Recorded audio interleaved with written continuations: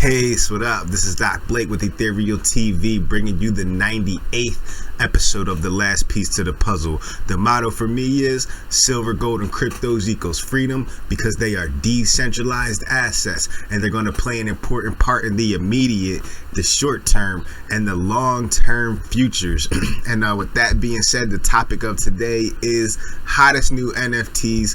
I kind of feel like the NFTs are currently in a bear market, but we're going to still talk about some ones that have been doing well before the bear market and then have been doing very well during this mini bear market. We all hope and pray it's a mini bear market for NFTs, because I know a lot of people that are full on deep in NFTs right now. They really need this market to work out in order for their bags to work out, and that's important to me, to you, to everybody in the few, you know what I mean? So we're going to touch on that topic today, but first let's get started with the price action, which we got a little pump.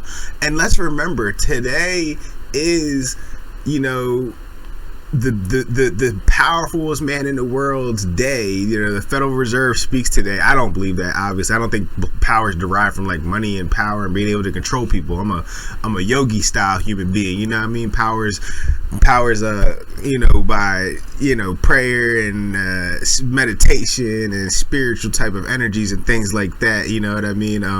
If you can float like Dalsim or something, that's power, you know what I mean? But anyway, we're going to hear from Jerome Powell today, which probably will affect the market. So I mean, I have my long-term holding bags that I've been holding for a long time, and I also have plays that I make. So I haven't really been making any plays.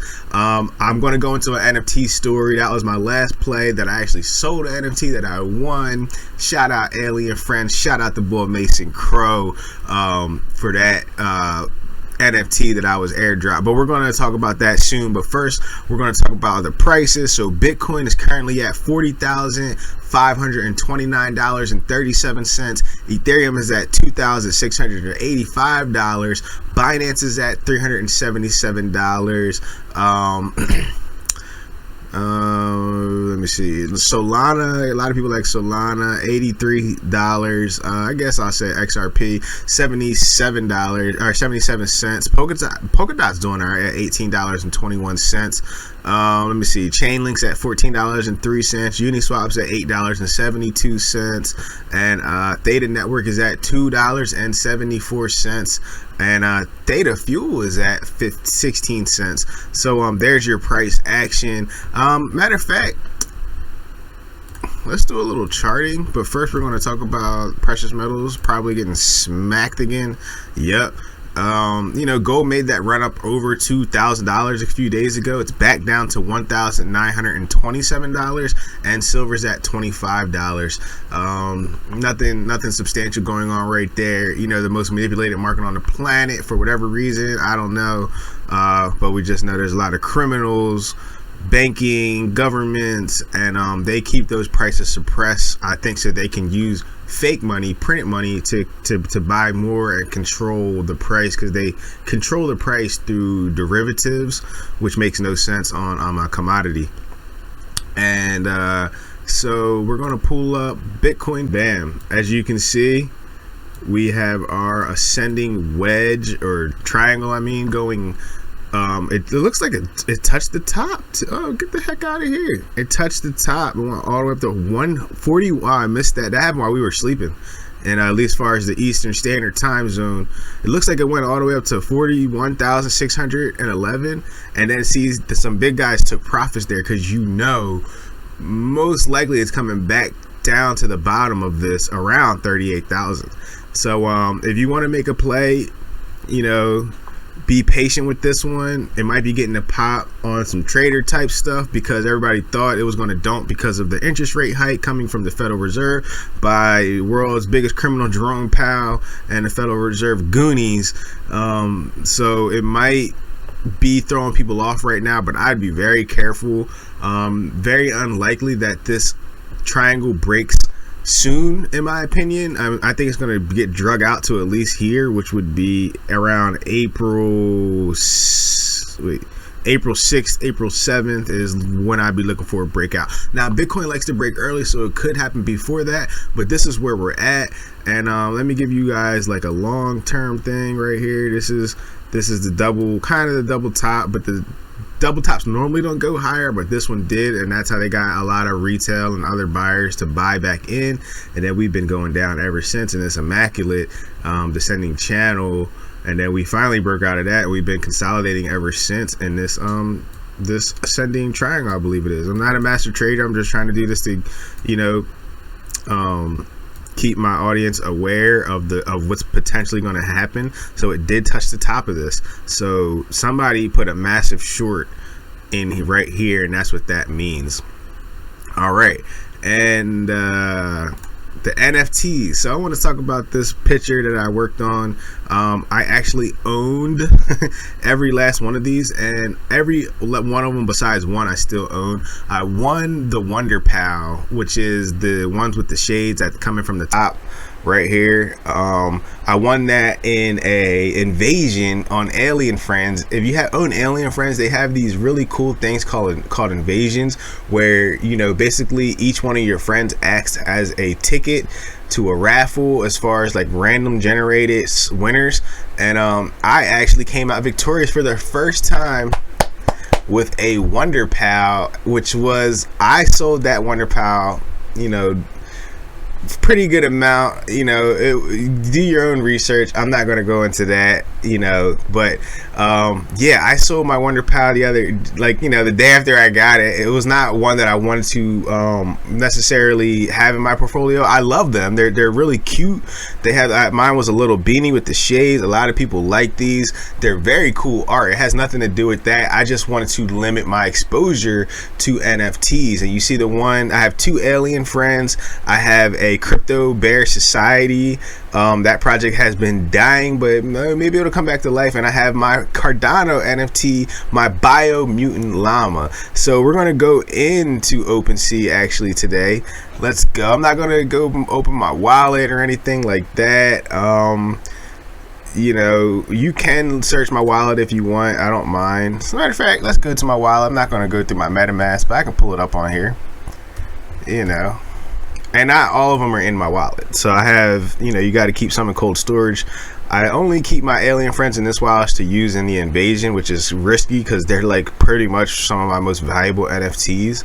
I have my Alu Gang that I got basically long time ago, and I do have it for sale for 5 ETH right now. So pretty pricey, but you know, it's right in line with, I think, the properties that it has. So I have an offer on here for 1.4 ETH right now, which is pretty cool. And I bought this for 0.17 3 months ago. So that's the potential of NFTs.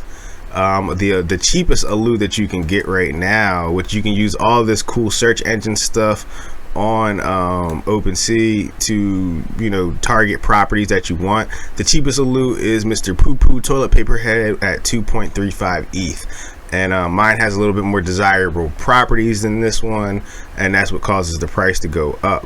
And it's crazy actually, if you look at mine, let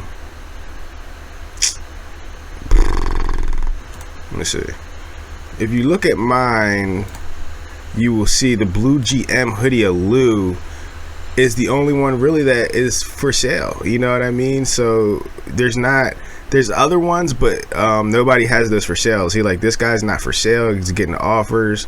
They're really hard to come by in this collection. So that's what you want to look for, a little brief intro. And I got into this very early. And the next project I wanted to talk about is a project with amazing art. I mean, the art is and I think the art is kind of what has everybody so excited about this project that I'm about to bring up, which is, and this is mine, the gentleman coming out the top with the turtle on his head, and these are called Quirkies. Quirkies have been blowing up even during this downtrend, which has a lot of people excited about the future in Quirkville. So the floor for Quirkies are 1.4, and if I just show you the activity, you see how crazy this went up. Look at this price action. See, you know, and then right here, this was like during the bear market. It was at, you know, 0.63. Even before that, it was down, back all the way down, you know, not too long ago. This was right in February. It was back down to 0.51, right February 15th. No, February what? 14th, 0.51. That's what popped up.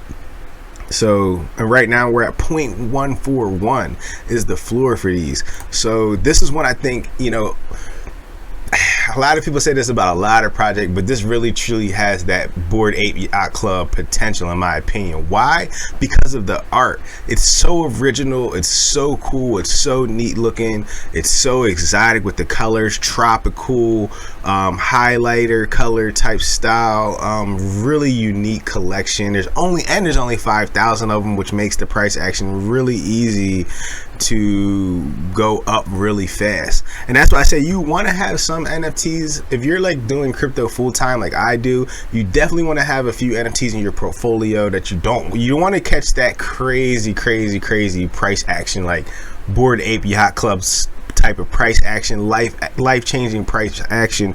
And a few of these projects might be the next.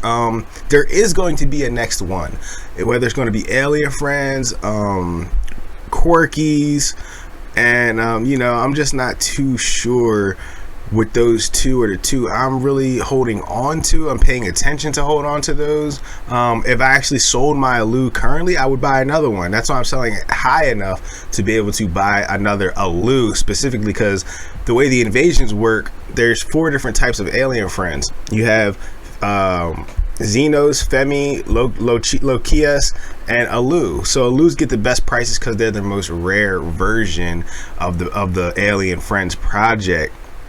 So I would want to replace that with an alien friend, you know what I mean, another Alu alien friend. And I'm not going to pull up Crypto Bull Society. That project has been dying, and that's my bears. They have the bulls and the bears. And I guess my last one I'm going to talk about is my Cardano project. It's called Lazy Llama. I'm just going to pull up JPEG store, and wow. Alright, skip that segment on the Lazy Llama CNFT JPEG. Y'all don't get the last piece of the puzzle shout out today because Cardano's blockchain has been very congested and apparently it's not even working. This happens all the time. So much so for you know, Cardano being better than Ethereum, faster, whatever, supposed to have more transaction. That's all BS. They have to do these crazy upgrades, and that's my main disappointment with Cardano NFTs right now, and Cardano in general, is like it's supposed to be better than Ethereum, but if you actually use the blockchain like I do, it's terrible. Your transactions don't go through, they get rejected. You try to buy NFTs, it doesn't work. It's terrible right now. And I tell it how it is, just like I told it how it was with Theta, with the insiders dumping on your head. Cardano blockchain is terrible right now. But I just wanted to give y'all some insight into the NFT world. If you have any questions, leave them in the comments below on NFTs. I've been doing it for a while. Let me show you I've showed that, you know, I made videos about this mask, the Doom mask. I still have it, still holding strong. The most valuable NFT that I own by far. It's priceless, honest to me. The biggest offer I've ever got was 10 ETH on it, and that was like a year ago. It's the most underrated NFT of all time. People don't know it even exists. They don't know that MF Doom made a real NFT right before he passed, and this thing is beautiful and it does a lot. You can replace it in the real world. It's with a company called Alus.space. As a matter of fact, let's pull up Alus real quick. Matter of fact, let's use this Cardano BS.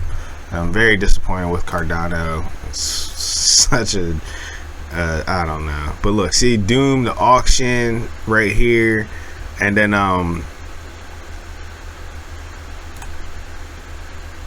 this, go check these guys out. They're doing something new that I need to figure out how to use with basically, like, it's called proof of presence in the real world, and you can use your phone to see NFTs in the real world at any location that people want to drop them. This is the Sludge MF Doom mask, and these were really, you know, Doom was behind these 100%. I mean, obviously it's his art, but generated in AR, and he was still alive and all that, and authorizing this when it was going on. There's only 13 of these masks in existence, and they have really a lot of other cool things on here. You know what I mean? So this is Doom's only real NFT. So that's why I can't buy into projects like Loser Club, who just steal MF Doom's and Quasimodo's total likeness. I will never buy projects like that. You gotta give respect where respect is due. These masks pay royalties to MF Doom's estate. As you see, 10% royalty back to MF Doom's estate anytime this mask is bought or processed. You know what I mean? So basically,